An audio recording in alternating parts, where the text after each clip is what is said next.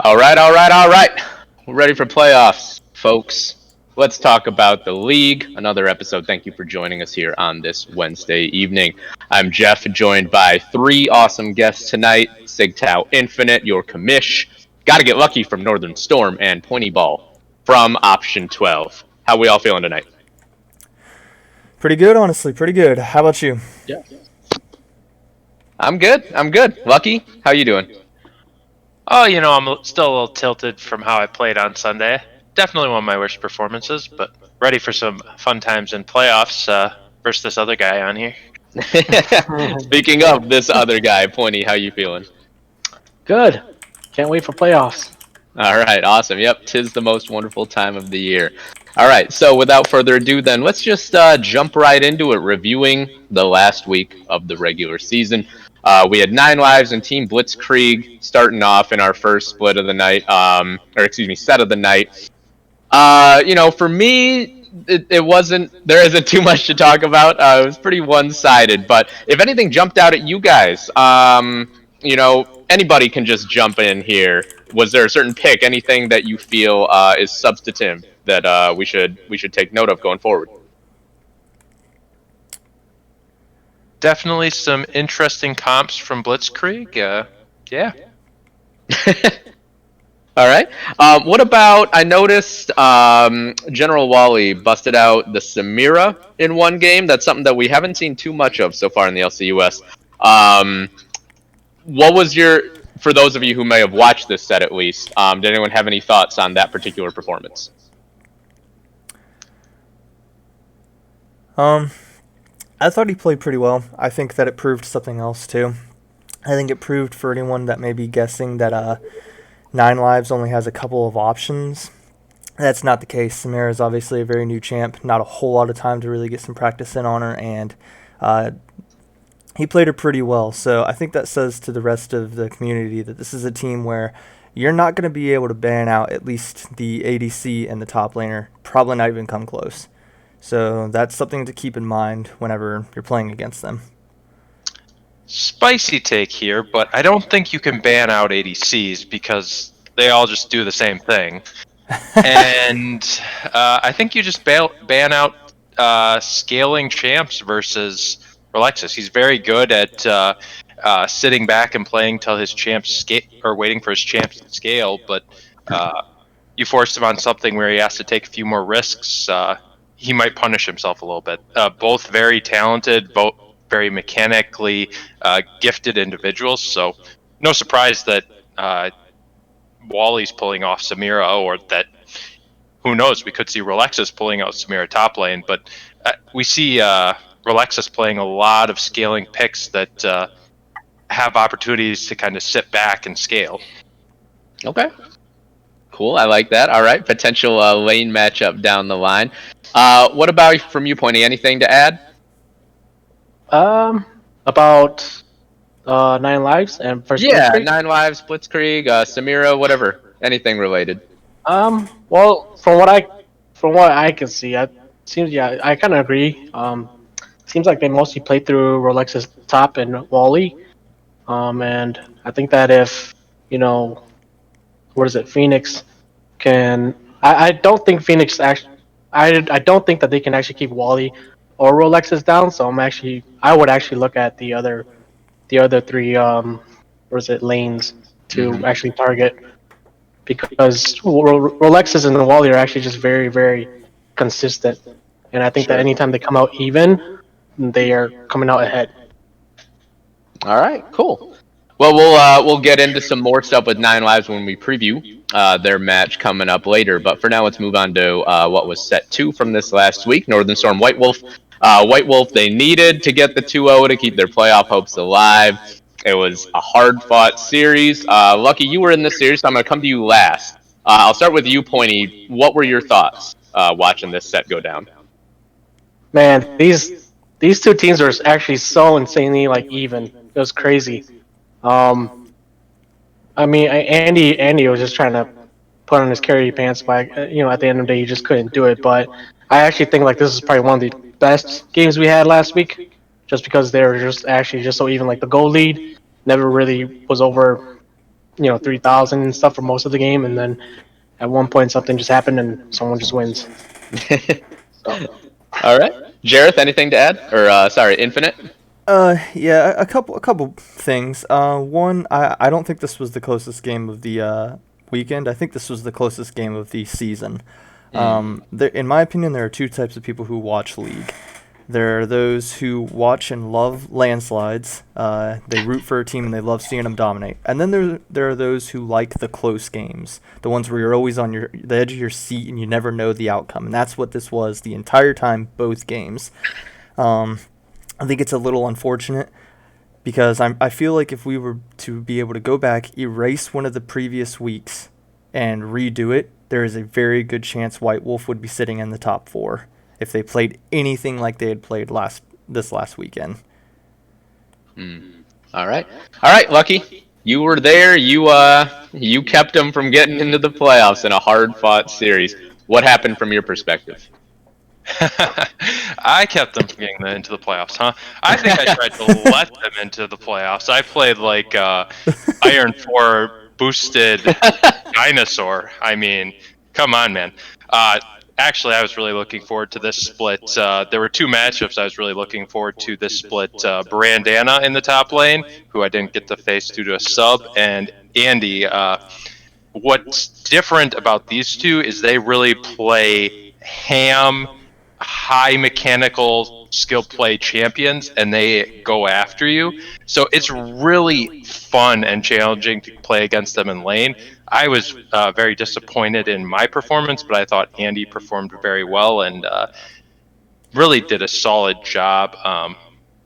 I thought we were going to have the 2-0 there, and then I threw it out the window with a bad taunt. I was playing like I was Zach or an Amumu there. Yeah, it was a fun game all around. Definitely wish I would have played better, but props to my team for carrying me in the backpack as we got through that one. So. All right. Cool. And we'll just move on to set 3 since I want to set aside most of the time for looking ahead rather than looking back. But let's review the last one from last week. Option 12, Team Phoenix. Like last time, I'll come to the player who was in the series last. So I'll start with you here, Lucky. What came to mind? What were your thoughts watching this set? It's been really fun to watch Team Phoenix kind of figure things out. Looking at that team, there's no just commanding voice that's going to tell the team what to do like there are on a number of other teams. So seeing them evolve throughout the split has been really fun. And I thought they played really well, but camouflaged some of the things they want to do in playoffs with some of the off-meta stuff they did.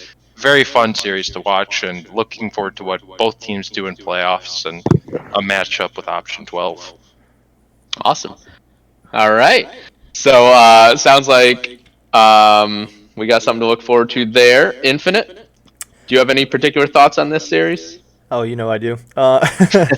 So I think this game was or this set rather, was very revealing for both. And obviously, I'm just one opinion, so take everything I say with a grain of salt. But I think it showed some very, I guess, could be damning things for both teams.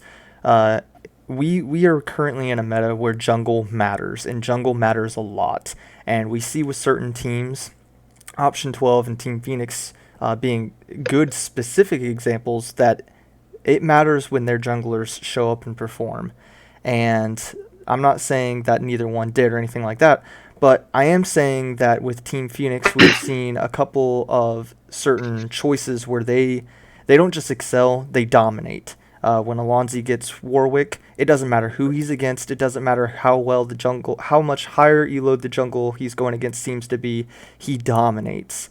With Option 12, when Prowler can get one of those same kind of carry, picks, and they're not the only two teams. But my point here is we've seen that if you can place a decent amount of stress on those junglers, the teams do tend to get weakened by a significant amount, and that's dangerous because there is one team, in my opinion, out of the 4 that have made it, who don't fall into that category, and that's 9 lives.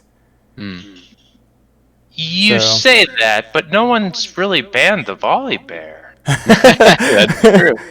Yeah, you know what? Actually, that is a good point. So, we and that was kind of what I was mentioning with the other three. But yeah, you do raise a good point. With Team Phoenix, you banned the Warwick, and it got a lot harder. Granted, their seat didn't change no matter what on that second game performance. So obviously there was room for testing the boundaries. But we've also seen in the regular season there is a noticeable difference between Alonso's Warwick versus some of his other picks, which are still good. But the Warwick one is just it's next level. It's so good.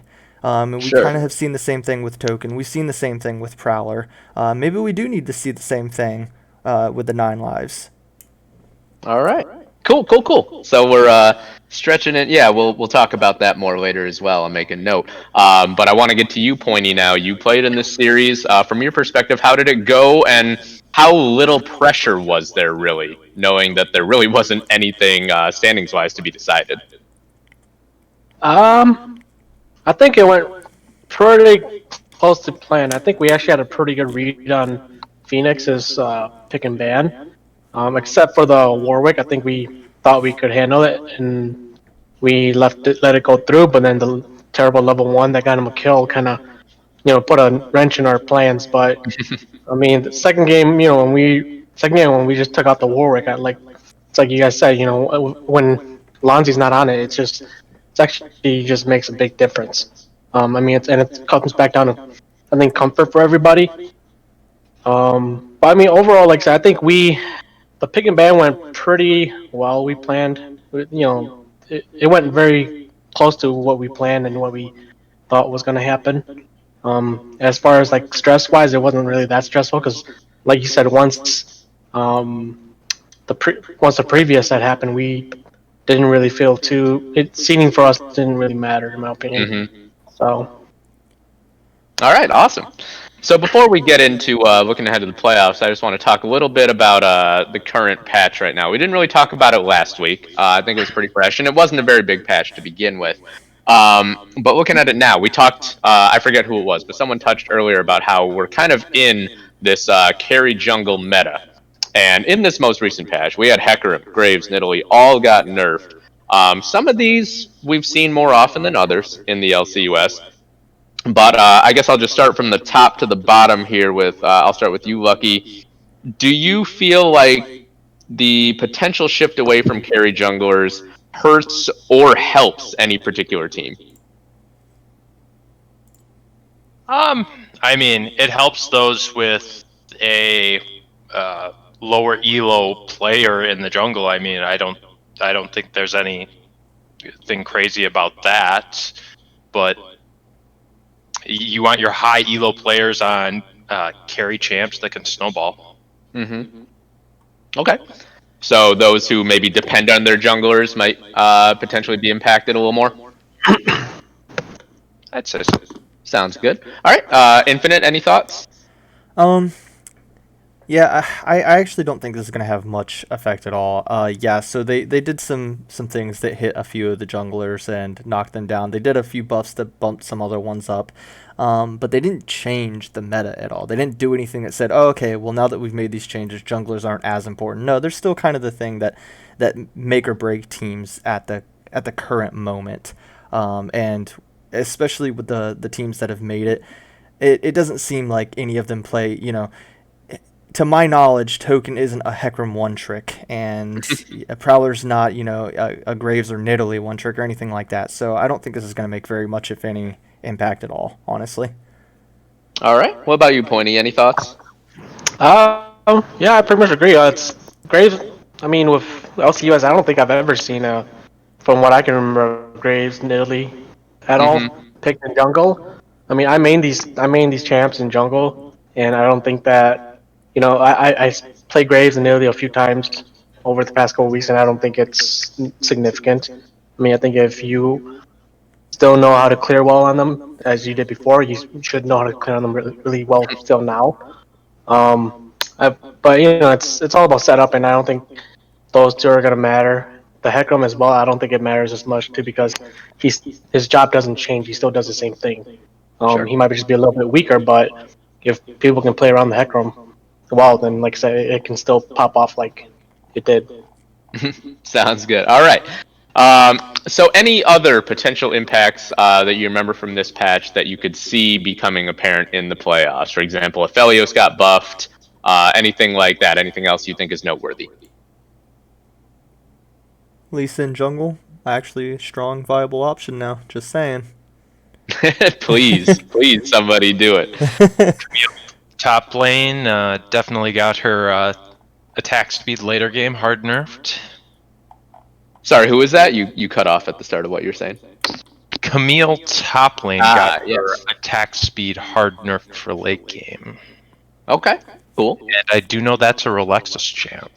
Yeah, he does like that one. Or actually, I'm not sure if he likes it or if he just plays it. I think I remember him saying at one point that he didn't actually like playing it, but he just knew it was good. All right. Any other observations? Well, Pantheon and Samira got small nerfs as well.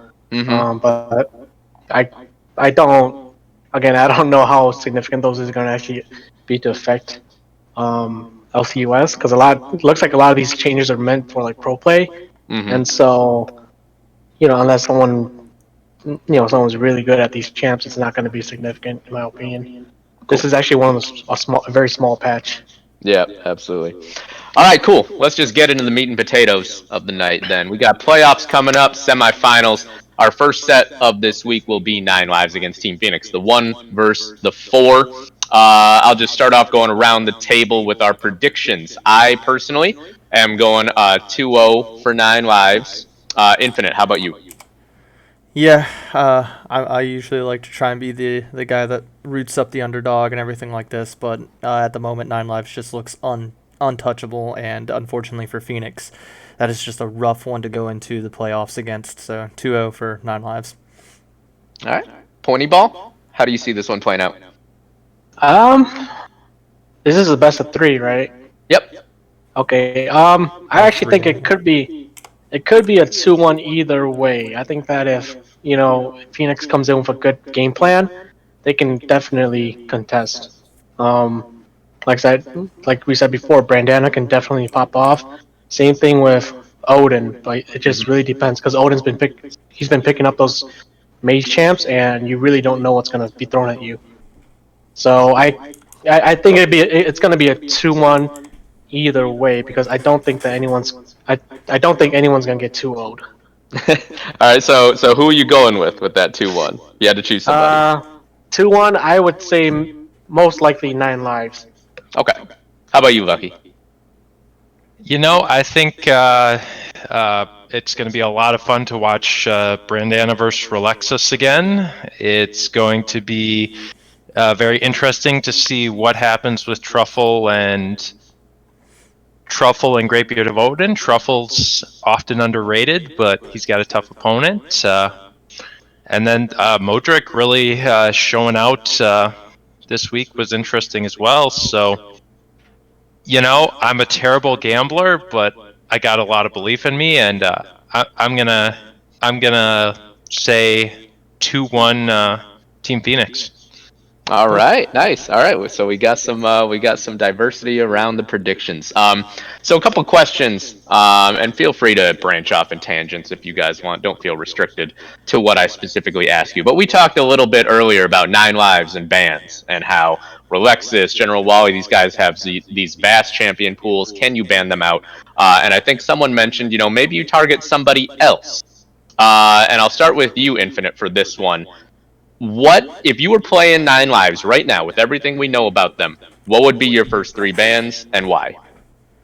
So, I think there's two routes you can go. Most teams, obviously, they try to spread around the bans a little bit, and normally that is what you want to do.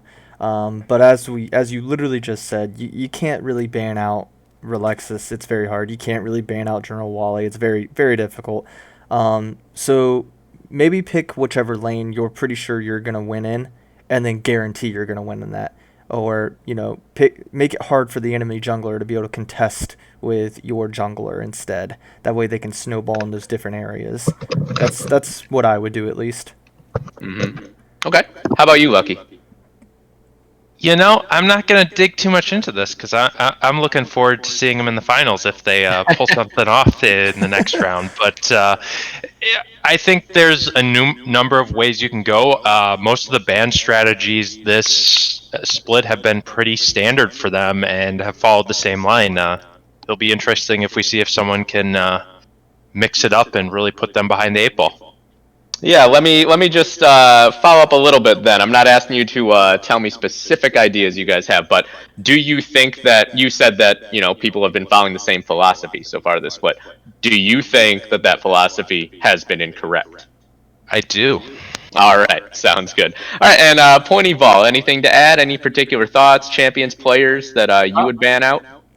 Well, there's a few, but same reason with gotta get lucky. You don't want to reveal too much, but I will say, when you go back to the last split when I was on White Wolf and we won, I think that I actually think that our opponents screwed up big time by trying to ban out our strong parts. So by trying to ban out our top and bot, and I think that they actually left open a lot of they left open a lot of comfort picks for us, and so that's why again, I said earlier, I think that even in solo queue when I get target banned, or let's say I'm in mid lane and I get target banned, like 2-3 champs down, like it can start getting pretty hard.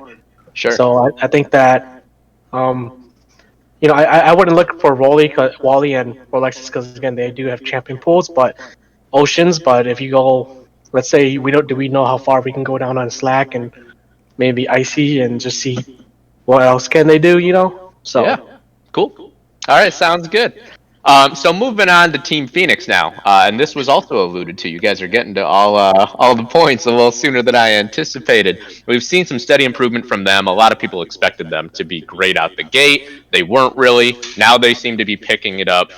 I'll start with you for this one, Pony Ball, since I haven't come to you first in a while.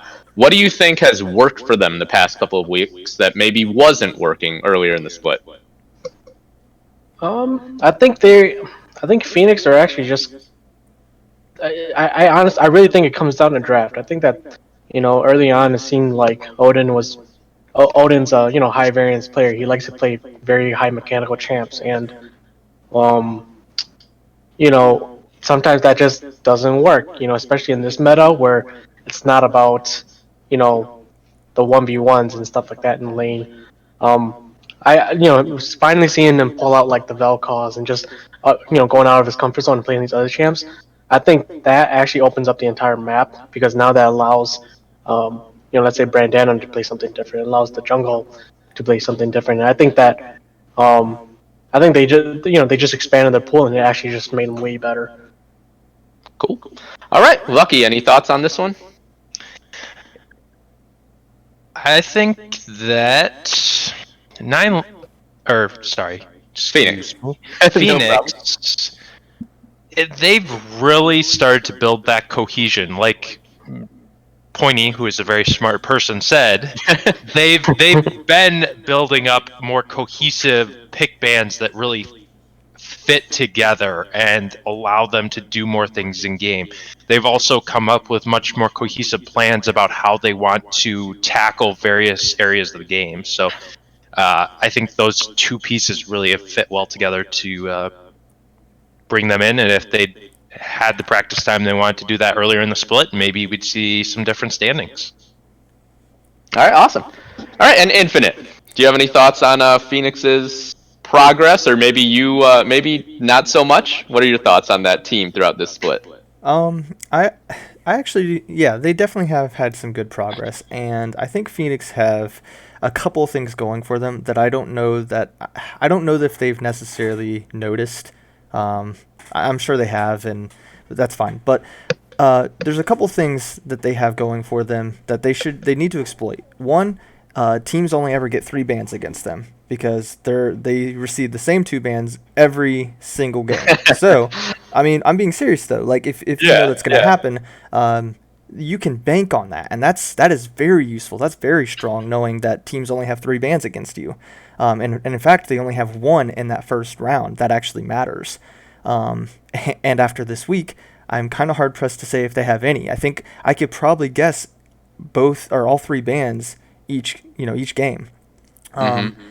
that being said, I think that Phoenix they had a little bit of trouble coming together as a team. It seemed early on, just like everyone else has said. But I think if you go back and watch, they have one of the best teams in this league for teams that learned and very quickly figured out how to take a very dominant role in the game based off of objectives and objective timers. And they never really lost that. It seems to only go away when Alonzi doesn't get a really high priority pick for himself. So I think if you're going into finals or semifinals rather right now, and we know what 3 bans are going to get thrown at us, and we know that if we can get a great champion for our jungler who seems to have an actual clock next to his computer for all of these timers in order to know when to make plays, they have a real chance of actually coming out and being able to stop 9 lives here. So Awesome. All right, and then this one's for Lucky and Pointy. And I am gonna make you guys answer here. You guys both gave me your predictions, but if you were to win your particular semifinal, who would you rather face in the finals between these two teams? Lucky, I'll start with you. If I was picking based upon who I wanted to play solo, I'd take playing versus Brandana since I didn't get a chance to match up with him. Shout out to an old college roommate as well with that. It we were having fun earlier this season with 9 lives, maybe a little too much fun. It was never personal. Someone asked for some very specific trash talk from Jamie, and he threw something out there for fun. That's all it was. But Sure, yeah. it started a spark, and it'd be fun to see them in finals. Nice. All right, Pointy Ball, who would you rather face? Well, both teams are fun to play against. We did get too old by 9 lives, but I think that week we just tried new things that we weren't very comfortable on. I would say probably Phoenix because I think that we match up better into them. Just because, like I said, 9 lives seems like they play more towards their top side and their top side and bot, and I think that it just matches up into us just a little bit weird. So yeah, I think that we split the set with Phoenix. I think that we definitely, it's like you guys said, we have 3 definite bans, so they're very predictable in my opinion. So Okay. yeah. Awesome. All right, and then moving on to the second set, which you guys are both in. So the line of questioning is going to be a little different because I don't expect you guys to reveal anything for me. But just to start off, this might be kind of a silly exercise given that 2 of you are in this. But let's just go through on what folks are predicting. I'll start with you, Infinite. Um, I don't have one for this set. I think this set, in my opinion, is hard. It's just truly hard to guess. I think both these teams are insanely similar in the fact that, at least to me, they don't have a weak point. They don't have something that can be exploited. On paper, you might say top lane for option 12, but we've seen Eternal, play these champs that even when he's super behind in CS, he still does really well as soon as it turns to team fights. Same can be said for the Northern Storm side. On paper, maybe the same thing. Maybe the top laner. I know you're with us right now, but I haven't seen it. Like I don't see you underperform. So both these teams seem to be very reliant on a jungler showing up, and I think that's the problem on predicting this. Is if neither team, in my opinion, have a weak point, and really it's just which jungler shows up and performs better, then that makes for one hell of a set of games. All right, so just You're not going to give us a prediction? Nope. I've sat here. I've racked my brain. I The honestly do most not know. controversial figure in the LCUS won't give a prediction. He will tilt everyone on the face of the planet, but he won't give a prediction? Man, Shame Maybe on the you, night of. sir. Maybe the I, night I of. gotta be honest though. I don't blame him. Because for those of you who can see the notes leading up to tonight's show, I literally wrote 2-1 and then in parentheses haven't decided yet. Dot dot dot. And I guess I'm gonna have to decide now. Um, I guess I'm gonna go 2-1 Northern Storm. And Pointy and Lucky, I assume we can guess which way you guys are going. Pointy, go ahead. Uh, I think you're wrong. That's fair. I I would uh, hope that you do. yeah, I do. I actually feel very comfortable. Mm-hmm. I think that we actually, as a team, like Prowler said before, we're very flexible. Probably one of the most flexible teams, and I actually think we have a lot that we actually have not shown yet. So that's all I'm gonna say. All right. And is it going to be 2 or 3 games then? Um, I will say 2-0 All for right. us. All right. And Lucky, how about you? You know, no offense to Pointy, who I hold in great respect, but I'm going to lay it out for a book like him right here, tell him everything, and then we're still going to 2-0 them. We're going to troll you off the base of the earth, and you're going to be so tilted that you're just going to quit the LCUS. No, I think it's going to be a fun 2-1 series, one way or the other. And it's going to be a really interesting chess match back and forth. A lot of it's going to come down to mental, and it's going to be hella fun. So you're saying 3 games? 3 games. 3 games. All I right. believe in myself. I believe in my team. It's going to be 3 games. He doesn't sound confident. All right, sounds good, guys. So, couple questions. These are, not going to pertain exactly to the series because we made that mistake last week. It was kind of silly asking Phoenix and White Wolf who they thought were going to make it to playoffs. So I do want to ask you guys, and Pointy, you said you don't think we'll get to this point. Lucky, you did predict a game 3, but whether or not you think of it in terms of your particular series or just in general, when you get to a potential do or die game 3, or maybe it's a game 5 in finals, there's a common expression in sports where people are like, when you get to a game 7 or a 5th set in tennis or something like that, it's not so much anymore about who's better, it's about who keeps it together mentally. For you, what do you think about that, kind of cliche thing that a lot of sports announcers say? Do you subscribe to that, or do you still think that overall, like, skill will win out over somebody who's maybe more stable? I'll start with you, Lucky. I think your skills are based on how well your brain, your mental is able to function. So I think that can play a big equalizer, but I think everyone's capable of maintaining a good mental if they practice that. So I think both aspects play into it, and comes down to how well you manage both. All right, and Pointy? I would say mental stability too, because I think that that actually also plays into your physical skill too, because you get tilted, you play a little bit clunkier. And so once you get to that third game, like I said, the mental stability is huge because the pressure's just on, and so you just gotta have that. So. Cool. All right, Infinite, anything to add? Oh, it's mental. This isn't even a question. I'm sorry. I'm gonna apologize ahead of time for anyone whose time we wasted on this one. It's mental. Unlike actual sports, yes, this does have an element of physical skill to it as well, obviously, but this requires more mental than your traditional sports typically do. It's just the nature of esports. So yeah, it's absolutely mental stability. And plus, it's a team game. Your personal physical skill means very little if your team is falling apart around you. So, Sure. All right. For Cool. those of us who aren't plat or diamond, I'm gonna disagree with you because I do greatly respect Rolexis and Wally for among Brandana and Andy for their mechanical abilities. So just want to throw out some shout outs to some fun players around our league. Great Beard of Odin's also grown a lot over the years to kind of move into that group. So throw them all out there. you realize they're not going to take it easy on you if you make it to finals, right? You don't have to kick their ass. Oh no, I'm gonna remind them that I said this after I win in finals. This is how it goes. I like it. I like it. All right, guys, and then this one's for Lucky and Pointy. For you guys going in, we just touched on mental stability and things when you're in a pressure playoff situation. For you guys are both longtime veterans of this league. You guys have both been involved longer than me, I think.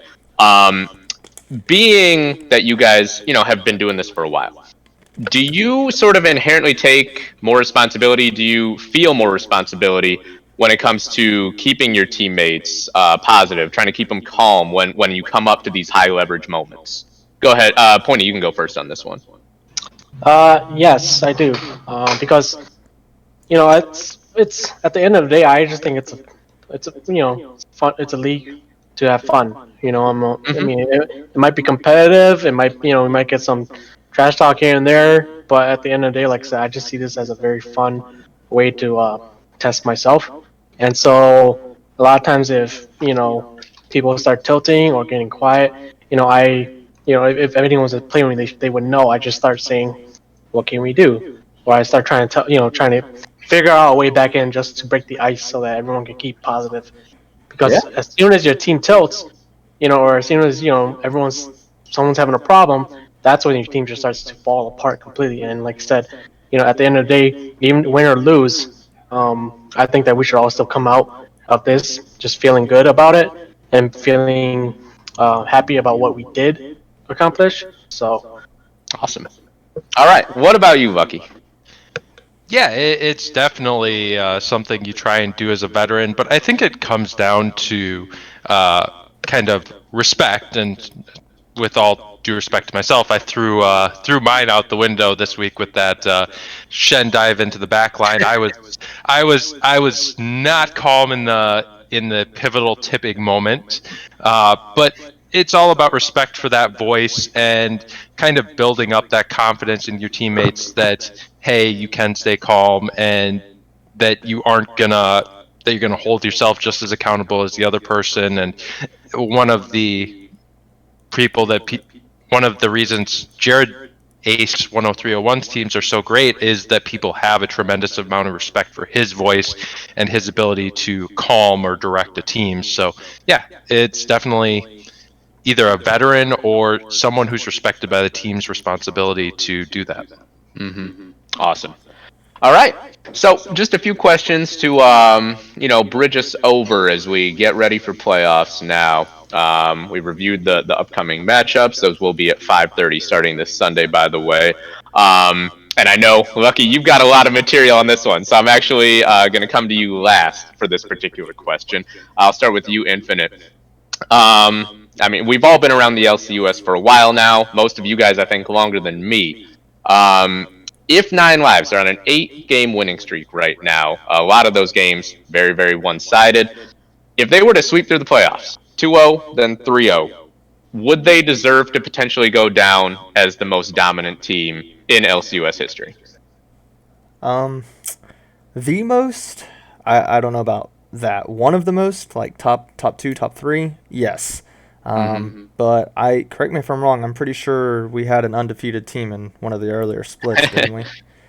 Um, so yeah, definitely one of the most, but I don't know that I can say the most. They at least did take a week to really piece it together, and then even the week after that, like it's not like they've just dominated every single game to the point that no one can ever return. Um, Mm-hmm. so yeah, I can't say they're the most, unfortunately Cool. for them. Sounds good. All right. How about you, Pointy? Any thoughts on this one? uh, I don't think so. I mean, I might sound salty here, but I mean, we only got one shot at them, and I think that we just came in, a little unprepared and just trying out new things. Mm-hmm. But like I said, I don't. I mean, you could say I'm based off of a record, but I, I don't know. I think the sample size is actually, in my opinion, too small. Okay. So I would actually love another crack at them. Um, Awesome. but yes, That's what I like to hear. if they do sweep, maybe. But I remember last split, like option 12 and Phoenix looked indestructible during this regular season, and they also lost in playoffs. So Mm-hmm. we will see. All right, Lucky. Lay all your knowledge on me. Go ahead. Well, so looking back at the history of the league, we've had 5+ teams with at least 8 wins in a split. We have had one undefeated team that went all the way through playoffs and uh, the championship without a defeat. Reading off those names, there's some legends around here: Van Hohenheim, Port Swimmer, Shaken Not Stirred, Fat Lee, Oceanic Abyss. I mean, those are some great names that really played well together. We also have an option 12 team that went 9-1, and yeah, several other teams that went 8-9 wins. KDA wise, they have one of the best KDAs that we've seen. I believe it's top 4 or 5. Um, so one of the best teams, yeah, absolutely. Some of the fastest average game times, yeah, absolutely. But every season's different. Every season has different players, has different people. The elo level's different. So I don't know that there will ever truly be greatest. I think that's going to be left for the undefeateds to debate among themselves. But yeah, they've shown themselves out well, but it's hard to call them the greatest when they got 0-2'd. Sounds good. I like it. All right. Exactly. All right. So we touched on Samira a little bit earlier. She did get some nerfs. General Wally played her well in this last week. Still has a huge ban rate globally, just across all regions, even though we haven't seen her that much in the LCUS. Do you expect this champion to make a legitimate impact in the playoffs? I'll start with you on this one, Pointy. I don't think so. I mean, Samira's pretty strong, but like I said, she did take a small nerf. I don't. I mean, she's a very niche champ. You just gotta play around her very carefully, and I think that anyone who can do that can and will beat it. But I don't expect her to be significant in the playoffs. Okay. How about you, Lucky? I think if she has an impact, it's going to be from the top lane. Oh, all right. That'll be fun. That'll be spicy. And Infinite, any thoughts? Yeah, I kind of agree with Lucky on this one. I don't think, from what we've seen from the ADC players that have used her, going into the more important games now, they don't need to rely on her. She just got nerfed. She's not that impactful. Yeah, I don't see her being a huge presence or really a huge like concern. All right. Sounds good. So looking ahead now, and I'll start with you on this one, Infinite, because I want to get to Pointy and Lucky to close things out. But Infinite, I know you have played in the LCUS before, even if you're not this split. So do you have any thoughts on playoff matches versus regular season? Because a couple weeks ago I talked to oh man, I honestly forget who our guests were that week, but we talked about the mental impact, the emotional impact that playing these games can have. How I was a little surprised by how people admitted and were willing to acknowledge that they do have an impact on you the next day, a couple days later throughout the week, if you play poorly. So there's some pressure on these regular season games. How does playoffs compare to that? Oh, it's a lot higher. It's a lot more. Every moment, when you're playing in the regular games, obviously there's a huge toll to be taken when you mess up or when you do really good or any of these things. But you play again next week, you get to shake it off. Maybe it's a little harder depending on what the previous week held for you. But in this, you're done. This is it. The right move can win you the game, or it can get your team eliminated out. So that comes with an entirely new set of, I guess, stress, and you don't have weeks to deal with it. You have the moments between games. So earlier when you asked which one is more important, mental or physical, this is why I say mental.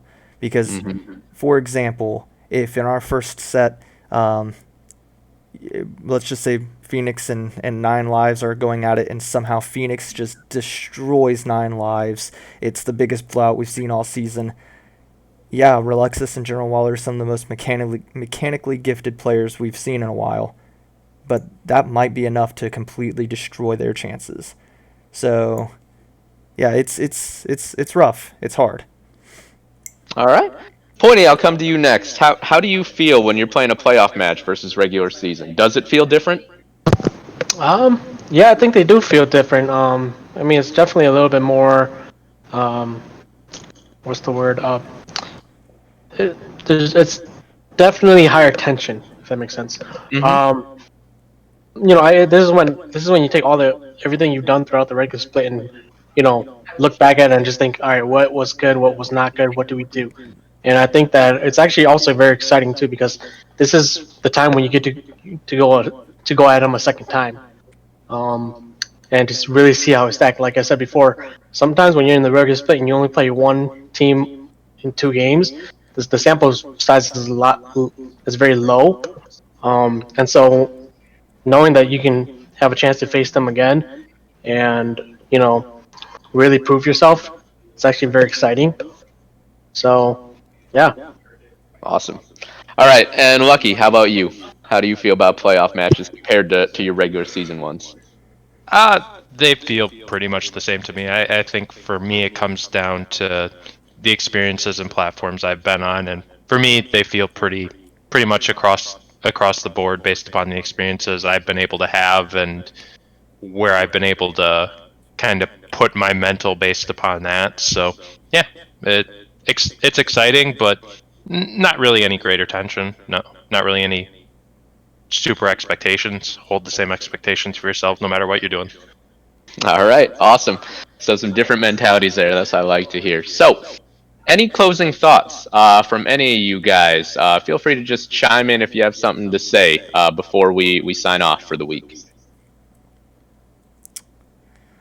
Um, you kind of heckled me a little bit earlier about not giving a prediction, so just so we have even predictions for that Northern Storm option 12 set, I'm going to give it to option 12. That way there's two of us going for option 12 and two of us going for Northern Storm. All right. I assume 2-1 is what you're predicting? Yeah. All right, awesome. That's a fair prediction, sure. I won't heckle you for that. All right, Lucky Pointy, anything else you guys want to say? Any shout outs, anything like that? I would shout out my team. I think that it's been great playing them, win or lose. Like I think we had very good and fun times. So like I said, hopefully next play I might get to play with a few of them again. If not, I look forward to beating them. So yeah, just shout out to the team. Cool. Anything you want to say, Lucky? Shout out to the rest of the league. Hugely respect all you guys and gals. Enjoy playing with all of y'all, but I hope you're the ones feeling sorry at the end of this.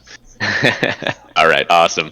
Well, that's going to do it for Let's Talk About the League for this week, folks. Thank you, as always, for tuning in. Thank you to Commish Infinite, as well as our guest this week, Pointy Ball, and Gotta Get Lucky. Make sure you tune in this Sunday, 5:30 p.m. for the playoff semifinals coming at you. 9 Lives versus Team Phoenix will be kicking things off, followed up by Option 12 and Northern Storm. Till then, I'm Jeff. Thank you again. Have a good night.